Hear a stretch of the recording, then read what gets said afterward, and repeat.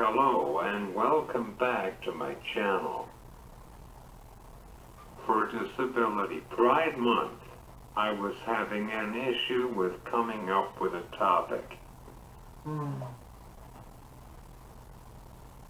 The disability community has been unfairly misrepresented by the rest of society.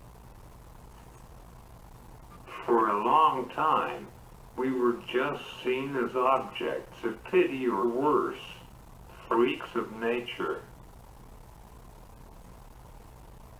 Film and television are unfortunately no exception. Growing up, I found very few movies and television shows that predominantly featured disabled characters and or actors. I grew up in the 1990s and early 2000s. When a movie featured a person who uses a wheelchair, the audience is supposed to take pity on them, which infuriates the heck out of me. I never wanted pity. I wanted respect. It did not help that Nickelodeon built an accessible multi-level set for Legends of the Hidden Temple, which is one of my favorite adventure game shows of all time.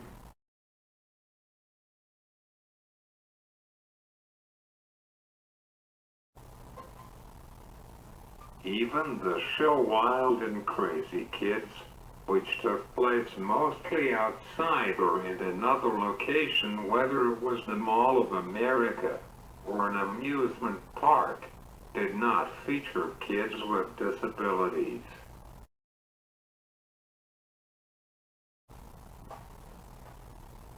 Only the short-lived Canadian-based cartoon John Callahan's Pelswick really deep dive into issues about disability.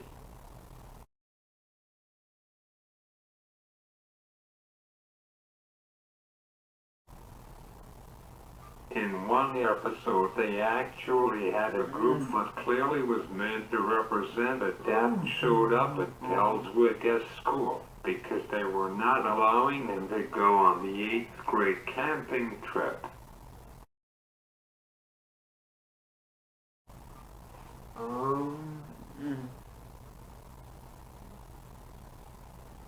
I mean, they had the shirts with the wheelchair logo and everything.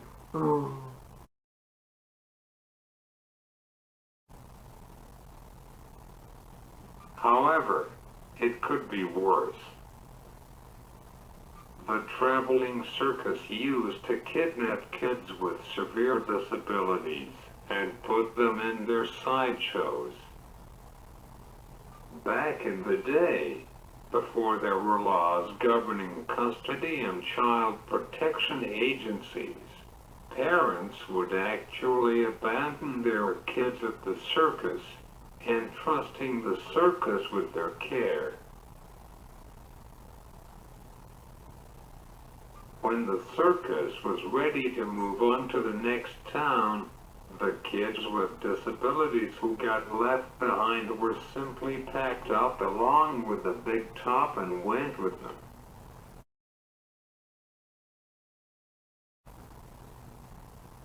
This was a better alternative than institutionalization, where they were neglected and even physically, mentally, and emotionally abused.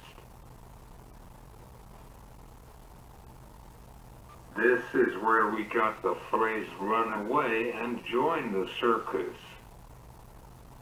Sure, the sketch comedy show In Living Color had a recurring disabled superhero named Hanging Man, played by Damon Wayans, but he was mostly used as a joke, even though there are centers for independent living.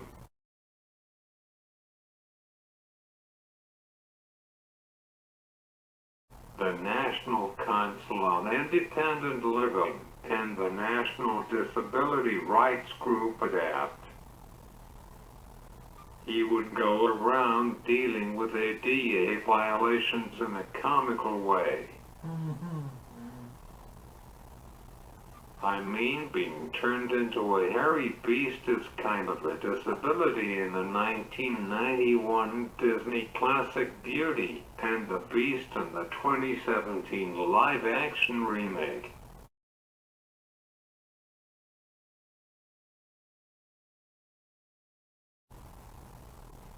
However, in both adaptations, he is turned back into a human at the end.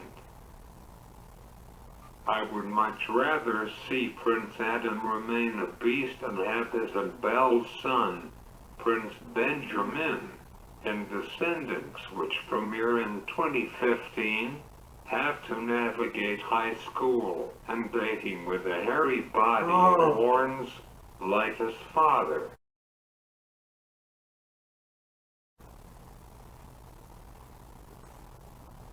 Now that would have been a movie.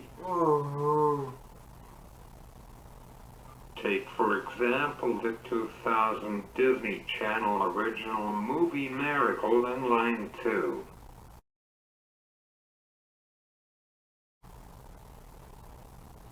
I hate this movie. I think that the whole concept of a disabled boy winning a trophy, like his big brother, is a stupid idea. In my experience, awards are meaningless. Now, I personally have nothing against Justin Yorders.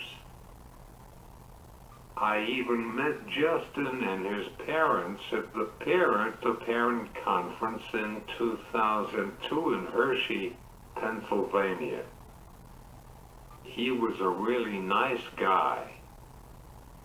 I would have even asked him out on a date if I was not shy.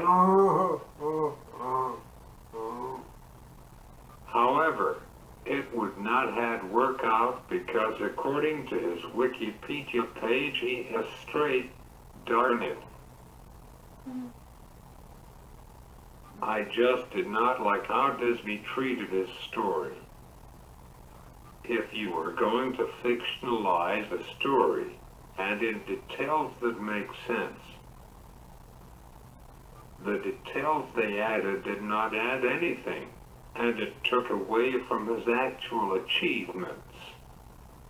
I would much rather see a documentary highlighting the achievements of the disability community, or even a disabled boy oppressed by the quote medical establishment, than a feel-good movie. The whole setup with Justin trashing his neighbor's garage was somebody on the C-Team idea at Disney. Justin to tell me he cuts his neighbor's yard but not as punishment. This is why, in my opinion, when you remember me staring Fred Savage as a better movie.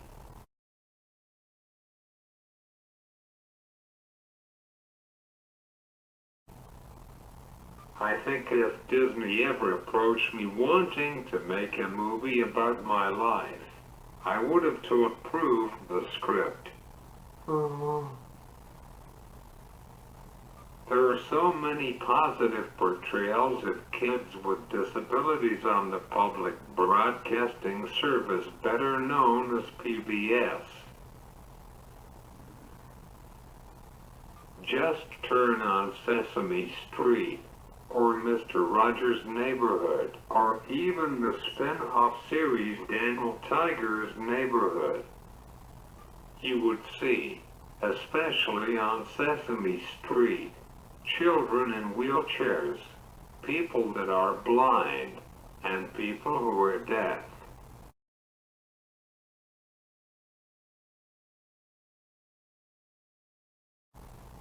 They even introduced a public character named Julia, who is on the autism spectrum.